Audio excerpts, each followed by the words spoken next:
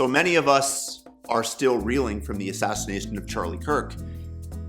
And it feels like it's the end of an era for me, where free speech was used to battle out ideas where one person disagrees and you meet in the ring and use speech to fight these things out. That's exactly what Charlie Kirk was doing. So when people describe this murder as a direct attack on the First Amendment and our freedom to talk, the basis of this murderer's justification was that Charlie was so hateful that that must be excised out. So when they left, continually said that words are violence, that we have to rethink our definition of what violence means. Speech can be violent. What you are saying contributes to systemic racism in this country. The question was, have I asked people in this room if they've felt as though some violence has been committed on them?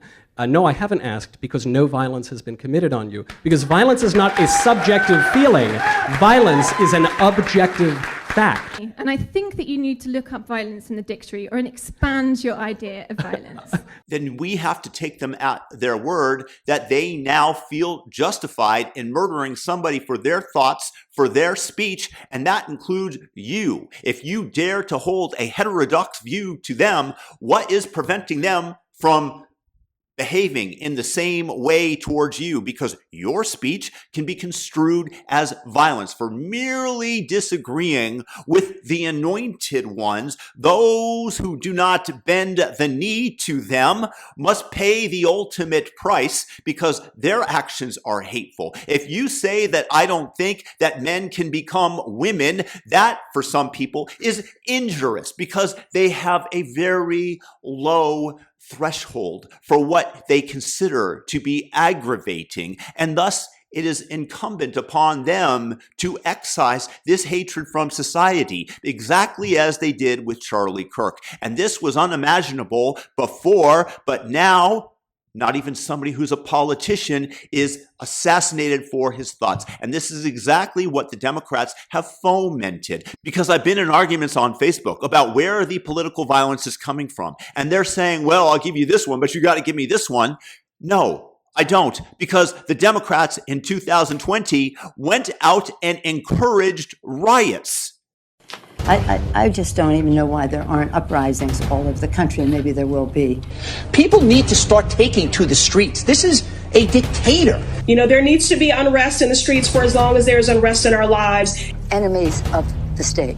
Show me where it says that protests are supposed to be polite and peaceful. Biggest terror threat in this country is white men, most of them radicalized right up to the right. They're not going to stop before Election Day in November, and they're not going to stop after Election Day. And that should be, everyone should take note of that on both levels, that this isn't, they're not going to let up, and they should not. If you think we're rallying now, you ain't seen nothing yet.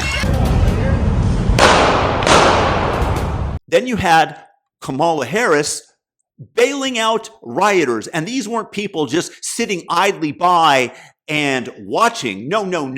The bail defense fund went right to them. So you want to know who is responsible for the environment that we have today in America of political violence, where they are violently attacking people, burning down businesses because of a bad look of a cop kneeling on the neck, which was perfectly allowed under the Minnesota Police Handbook as a way to deal with this. And in fact, he was justified to go even further up the ladder.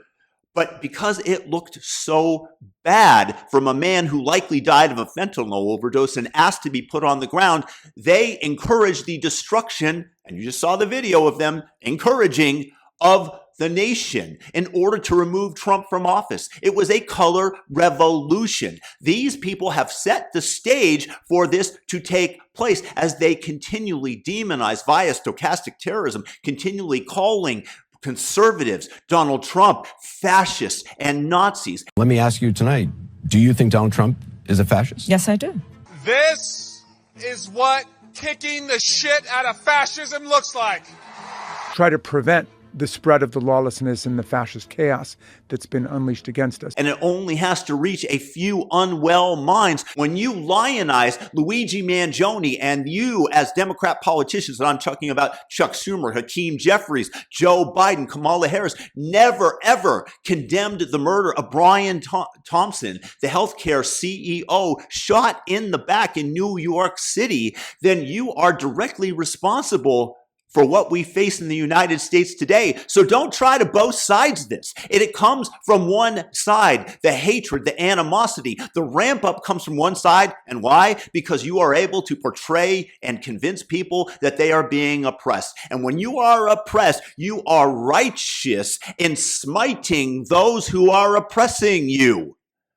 This is almost the biblical frame that they are putting it in when it does not conform to reality. And then they wonder for the first time that there's pushback and that they're getting fired from their jobs for daring to celebrate and dance to the death and murder in front of his young children of Charlie Kirk. It's happening. And I don't know where we go from here because I can't live with people that I believe are hunting me. Do you know that they did a survey and something like 4 or 6%, I don't remember the exact figure, of Republicans believe that it's okay to murder someone who's politically opposed to you and celebrate the murder. Do you know how high it was for Democrats? 26%. 1 in 4 Democrats, according to this poll, believe that it's perfectly acceptable to celebrate in the death of a political opponent, that violence can be justified. Civil war is on the horizon. It has to be, because you have to be able to protect yourself from the people that think that it's okay to kill you based on the fact that you disagree with them, that men can become women, that DEI is not a good thing, and maybe we should roll that back. That is construed as violence today. And I was talking about this with my friend who was always much more bullish on America over the last several years than I was. And he's basically, and he's one of my smartest friends, admitted that I might have been right and that he was overly optimistic because he said that this was reserved for online conversations and this is not how people were treating each other in person. But when you see people, and I'm sure all of you have, and leave it in the comments if you have, people on your own timeline that are justifying or celebrating this horrific murder, then I don't want to live with these people. I literally gotten in a very small argument with a yoga namaste teacher and was blocked for bringing up facts when she was excusing Charlie's murder as being semi-justified because he got what he wanted because he was a Second Amendment advocate.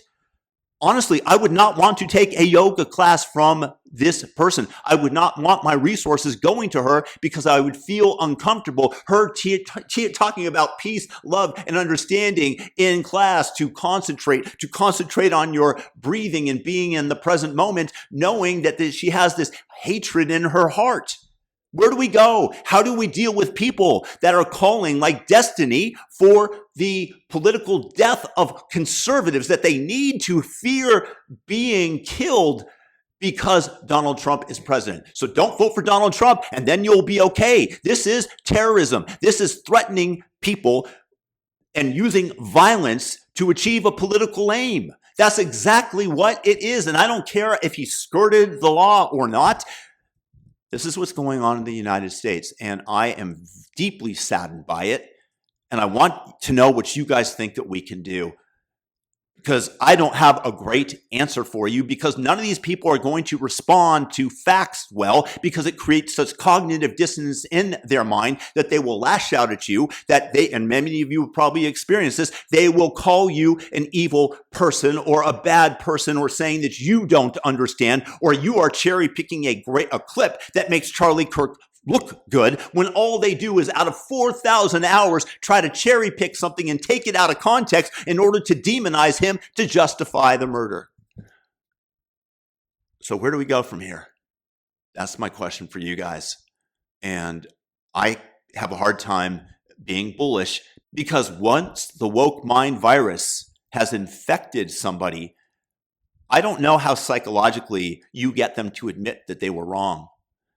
It took a long time for my smartest friend in the US to come to grips with the fact that he might have been overly bullish.